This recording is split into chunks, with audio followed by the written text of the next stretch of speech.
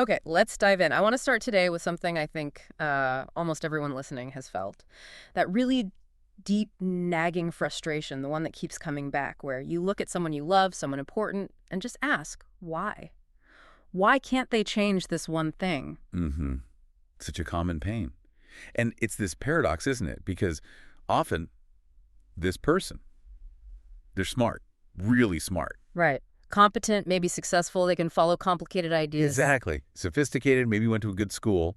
But then when it comes to what feel like these really basic, elemental emotional things, tasks that seem second nature to you, They just hit a wall, an invisible one, and they fail. utterly feel. And the stakes involved here are huge, right? Oh, We're not talking small preferences. no, not at all. It could be the survival of the relationship itself, marriage, family staying together, who gets the house. I mean, everything can feel like it hinges on this one seemingly small psychological shift. So our mission today really is to dig into that, to stop seeing this failure as just, well, them not being smart enough emotionally or being deliberately difficult Or stubborn. or Yeah. stubborn. Exactly. Wow. We need to understand the hidden, actual, concrete difficulty of changing psychologically. It's not about lack of will. It's almost like emotional physics, Mm. a different kind of challenge altogether. Okay, so let's get specific. What are we actually talking about? What are these quote unquote simple demands that just don't get met day after day? Well, the list can sound almost trivial when you say it out loud, which is Yeah. part of the frustration. Right, like maybe just being a bit more reliable. Calling when you say you're going to call, remembering that important date. Or showing more physical affection, maybe initiating a kiss sometimes, or just a hug that doesn't have to lead anywhere else. Yeah, or just being softer, more Mm, focused when you're trying to share something important about your day instead of seeming distracted. exactly. These little things. Mm. And the core of the frustration, I think, comes from the scale. It feels so small. It does. It's not like asking them to climb Mount Everest. It feels like asking for a few extra words here and there, a gesture at the right moment. Why is that so hard? Well, it feels simple to us, doesn't it? Because for some people, these things, being affectionate, remembering emotional details, expressing vulnerability, they come easily.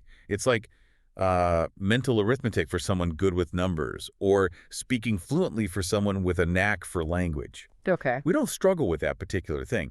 So when we see someone else struggle, the resistance seems confusing, baffling even. Especially because, and this is key, I think, they usually don't just say, no, I won't do that. Right. That's the really confusing part. They'll often insist they love you. They nod. They seem to listen when you explain what you need. They definitely don't want the relationship to end either. They might even say they want to change. They might agree it's important. Exactly. They might want to, but then nothing happens, or very little. And that gap between the apparent desire and the actual execution, that's where we need to look closer. Okay, so let's talk about that core misconception, the effort involved. You used the physics analogy earlier. Let's unpack that. If I looked at you now and said, seriously, okay, I need you to go climb K2 right now. I'd laugh probably. And then gently tell you, Yes. that's, well, absurd. Impossible for me. And neither of us would be offended or confused by that refusal because we get physical limitations. We see the mountain. We understand granite altitude, the limits of our bodies. We respect the sheer difficulty. Mm-hmm. We see the constraints. But in the emotional world, Mm. there's no mountain visible. It looks like flat ground. I ask for, say, 5 minutes of talking about feelings or holding hands for 10 minutes. I don't see any physical barrier. There are no visible markers of the challenge. None at all. So it just looks like choice. Like they could do it, they just aren't. Choosing not to. That's Willful resistance. And this is the leap of understanding we need to make. We have to accept something that our eyes don't show us. That psychological difficulty, even though it's traceless, invisible, Mm-hmm. it's just as real, just as incontestable as the rock face of K2. Mm. The constraint is there. It has a kind of weight, a real gravity, even if we can't see it. How do we know it's K2 level difficulty? How do we know it isn't just, well, them not trying hard enough? Or maybe emotional laziness? Isn't there a risk here of just letting people off the hook? That's a really important question. Yeah. A fair one. Because it speaks right to the heart of the pain the person asking for change feels. And look, it's about separating intent from capacity. Okay. Often, they're trying. They might be putting in immense effort internally, but the results are tiny because what they're fighting against is monumental for them. We have to consider that for certain people, saying something like, oh, I don't know, I can't live without you, I need you so much. Right. Simple words. 10 words. 10 commonplace words. Yeah. But for them, saying that sentence might be as genuinely difficult as, well, as lifting up a heavy car with one hand. Hmm. Or, like you mentioned, flawlessly translating a complex technical document from Finnish to Korean on the spot. Wow. Okay, that comparison. Lifting a tree with your little finger, it really reframes it. It takes it out of the realm of just say it and into, yeah, psychological physics. Or think about it like this. Imagine someone learned to walk only on the moon. Low gravity, floating movements. Yeah. Then you suddenly put them on Earth and demand they run a sprint. They'd be clumsy, slow, maybe fall over. Exactly. Their whole system, their neural pathways, Hmm. were built for a completely different environment. Their emotional gravity is different. Their pathways were shaped for that reality, not this one. So when we're pleading, why don't they just do this simple thing? What we're missing is the decades of wiring behind it. Completely. We're not seeing the history. We're missing the thousands and thousands of tiny incidents, especially in their early life, their first decade maybe, that shaped them. Like water dripping on stone, slowly carving out pathways. Pathways that made not doing the thing we want essential for their survival back then. Precisely. You have to sort of imagine their past. We don't see the little kid who had to cope with, say, a parent who vanished emotionally whenever they showed need. Or a parent who was critical or undermining whenever they were vulnerable. Yes, that child didn't have the luxury of just feeling safe to express needs or lean on someone. They had to adapt to survive that environment. And those adaptations, those defenses they built, they made perfect sense at the time. So if expressing need equals getting hurt or abandoned, Oh, the kid learns, okay, rule number one, never show need. exactly. They might build this fortress of radical self-sufficiency. Hmm. And decades later, even when the original threat is long gone, the act of leaning on someone, of saying, I need you, still triggers that old alarm system. It feels dangerous at a really deep, almost physical level. So their distance or their inability to be affectionate easily, it isn't necessarily about a lack of love now. It's a leftover defense mechanism. It's the perfectly adapted response they constructed to get through their childhood emotionally intact. And that adaptation becomes baked in. It becomes their character. And that's the substance we're now asking them to just change, to Yeah. be flexible on demand. And character formed like that is tough. It's like, Wow. well, as tough as catgut, maybe. As hard to alter as deep muscle memory you've had for years. And crucially, this has almost nothing to do with their standard intelligence. Which is why they can be brilliant at their job. Exactly. Because work often demands logical, structured thinking, external tasks, this emotional stuff. It relates to how they were assembled as an emotional being. It's about the deep wiring of their soul, their emotional DNA, if you like. It really sounds like we're asking them to install a whole new operating system on their emotional computer, but without any software, just by telling them to. Pretty much. Asking the system designed for self-protection to suddenly, magically, become the system for open connection. And that explains why just talking about it, no matter how heartfelt the conversation, often doesn't work. It's not an intellectual problem. No amount of logical argument is going to rewire that deep system. You can't just decide to become a person who runs at a different emotional temperature any more than you can just decide to compete in the Olympics next week without training. Or change your eye color by wishing it. Right. The difficulty is concrete. It's as real and unbudgeable as the toughest physical challenges we can see. Okay.